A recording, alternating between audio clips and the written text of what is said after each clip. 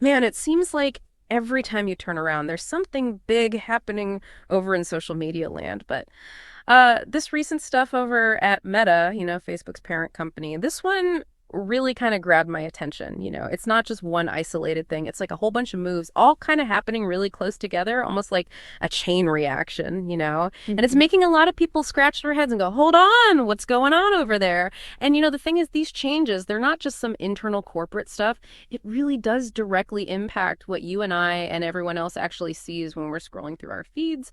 Oh, absolutely. You hit the nail right on the head there. And that's exactly what we're going to dig into today. We've been spending some time with this YouTube transcript from the Ring of Fire, and it's got a very specific, pretty strong take on all these meta decisions. Now, we're not necessarily saying we agree with everything they're laying out, but our goal here is to unpack it all. Look at these moves Meta's making. What does the source see as the main driving forces behind it all? And maybe even more importantly, what could the ripple effects be? For all of us, for the information we're seeing online every day, we want to go beyond the headlines, give you a more complete picture of what might be happening behind the scenes. So, to help us set the stage here, what are like the main pieces of this puzzle that the transcript is focusing on? Well, the transcript really highlights several interconnected things that are all happening more or less at the same time. First, you've got the hiring of this guy, Joel Kaplan, for a pretty high-level public policy position. And then on top of that, there's the appointment of Dana White, the big UFC guy, to Facebook's board of directors. But one of the most central things they talk about is the end of Facebook's fact-checking program, the one they used to have with all those third-party organizations. And at the same time, they're shutting that down. They're moving towards this new community note system. They also mentioned this relocation of some of the remaining fact-checking staff. That's interesting. And then finally, there's this lifting of restrictions they had on civic content, political stuff and all that. So it's like a lot of changes all happening pretty rapidly. Okay, so let's start to break this down a bit. One thing that really stood out to me was how the transcript seems to view almost all of these moves through the lens of this one big event that's on the horizon, this upcoming FTC lawsuit. Can you kind of fill us in on why the source is putting so much emphasis on this lawsuit? Yeah, you're right on the money there. The person narrating the transcript really sees this FTC lawsuit, which I think was set for April, as like the foundational context for making sense of everything else Meta's been doing lately. This lawsuit, as they point out, revolves around these allegations that Facebook had engaged in monopolistic practices, and specifically they focus on the whole Instagram acquisition as a prime example of this. The argument they're putting forward is that Zuckerberg and the leadership at Meta, they're making all these big strategic decisions, who they hire, how they handle content moderation, the whole nine yards, all with this legal challenge looming over their heads.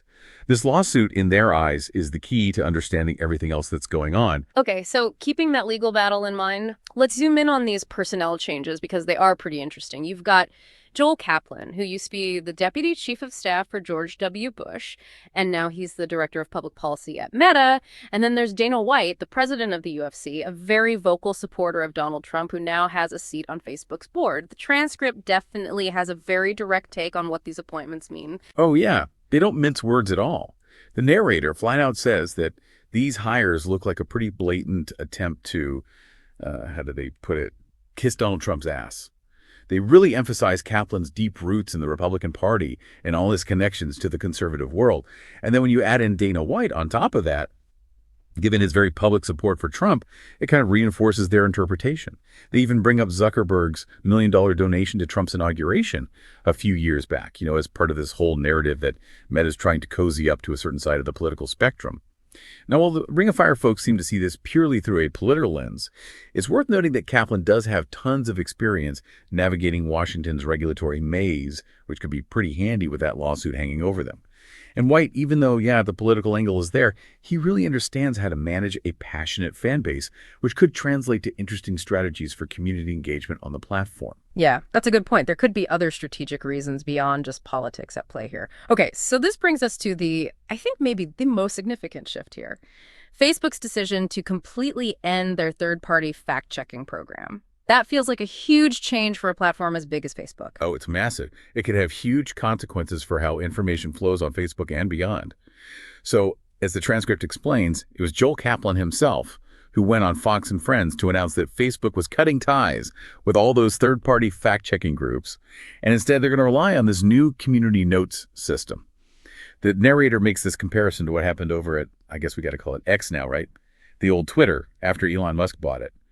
Their take is that Meta is doing this, at least in part, to avoid ticking off conservatives who they claim are fact-checked more often because, well, as the narrator puts it, they lie the most. Well, hold on a second there. So this idea that conservatives are being fact-checked more often, is there any reasoning provided in the transcript for why that would be the case? The transcript doesn't shy away from giving their opinion on that, and it's a pretty strong one.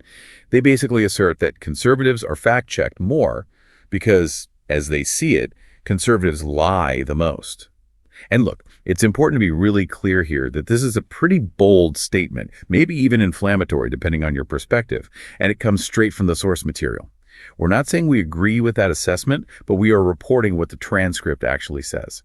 Now, the implication there, according to the source, is that by ditching the third-party fact-checkers, Meta is trying to make nice with that part of their user base and dodge accusations of having a political bias in how they moderate content. Okay, so the fact-checkers are out, but it sounds like the changes to this whole fact-checking system don't stop there, right? The transcript also mentions something about moving the people who worked on this. Where are they going? Right, so they talk about Zuckerberg announcing that the remaining employees who were involved in the fact-checking operation, they were all being moved from California to Texas. And the narrator has this pretty skeptical take on this whole thing. They think the reason given that California is too biased is kind of a surface-level explanation. They see the Texas move as a much more strategic decision, like Meta's trying to set up shop in a state with fewer regulations, a legal environment that's, as they put it, more corporate-friendly. They even bring up Governor Abbott creating this whole separate court system specifically for corporations as evidence to support their point. It's like Meta's looking for a court system and legal landscape that might give them an advantage in these kinds of battles. It's like they're forum shopping in a way. So if we step back and try to see the forest for the trees here, we've got these high-profile hires with clear political ties, the dismantling of the fact-checking system, the move to community notes, the relocation of staff. It seems like the transcript is painting a picture of a company trying to, let's say, get on the good side of, well, who exactly are they trying to impress, according to the source? Well, the consistent argument they're making is that all these seemingly disconnected actions are driven by this one big goal. They want to influence the outcome of this FTC lawsuit in a favorable way. They think Meta might be trying to curry favor not just with the folks in charge right now, the current administration and regulators like the FTC and the Department of Justice, but maybe even with whoever might be in charge in the future. Yeah. They actually use this phrase that Facebook is essentially bowing down to the incoming government, like they're proactively trying to get in good with whoever's next in line, hoping to get a more lenient outcome in this big legal battle. It's a pretty bold claim to say that all these changes to how a platform this massive handles information are mostly about legal and political maneuvering. It's a pretty huge claim, and kind of a cynical one if you think about it, but the transcript does mention one change that they seem to see as a potentially positive thing, right? The whole lifting restrictions on civic content thing. Yep, that's right. The narrator actually points to Facebook's announcement that they're no longer going to restrict the promotion of civic content, which includes political stuff, as a good thing, or at least a potential good thing, like it's a silver lining in all this other stuff they see as negative. They explain that starting back in January, Facebook started this policy where civic content was basically getting buried in the algorithm. It wasn't being shown to new people, and even folks who had subscribed to specific pages or groups were seeing less of this type of content. And they highlight how this had a really bad financial impact on a lot of content creators, political commentators and news outlets from across the spectrum, people who relied on Facebook to reach their audience. I can imagine that would be tough on those creators. Oh, it was bad. Yeah. The transcript actually gives some examples of creators who went from making tens of thousands of dollars a month from Facebook down to just a few thousand. Wow, that's rough. So I guess the argument is that by getting rid of these restrictions, Facebook could help these creators recover some of their lost audience and revenue. That's exactly it. They actually express some cautious optimism that this change will help those creators start to rebuild what they lost. They kind of see it as a positive that might balance out some of the negative stuff that's happening. All right, so let's try and sum this all up based on what we've learned from the transcript. Meta is ending the third-party fact-checking program, moving toward this community notes system, bringing on some new people with some pretty obvious political connections, and even relocating some of their staff. And the argument that the Ring of Fire YouTube transcript puts forward is that all of this boils down to an attempt to appease Donald Trump and, more importantly, to get in good with the government, hoping to sway the FTC lawsuit in their favor. But kind of in contrast to all of that, they're also lifting the restrictions they had on civic content. And that's something the source seems to think is a good thing for creators who got hurt by the previous policy. Yeah. Exactly. So for all of you listening out there who are trying to wrap your heads around all of this, think about what it means in the bigger picture. When you have a social media giant like Facebook making these kinds of changes, what are the long-term consequences? What happens when you step away from professional fact-checking and rely more on a community-driven system? What happens to the accuracy of information? And with civic and political content becoming more visible, and without those fact-checkers watching, how might that change the way we talk to each other online? And how will that affect the information you're seeing?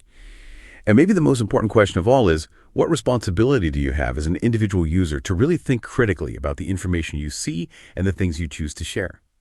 These are questions we all need to be asking ourselves. Couldn't have said it better myself. And for those of you who want to dig deeper into this whole thing, I definitely recommend checking out the details of this FTC lawsuit against Meta. Understanding the specific allegations they're facing can give you a much better understanding of why these changes might be happening. And exploring different ways that content moderation works, especially the pros and cons of relying on these community-based systems, that can be really insightful as well. This whole online information landscape is constantly shifting, so staying informed and being a critical thinker, it's more important than ever. Couldn't agree more. All right, well, that's about all the time we have for today. Thanks for joining us for this deep dive. We'll catch you next time.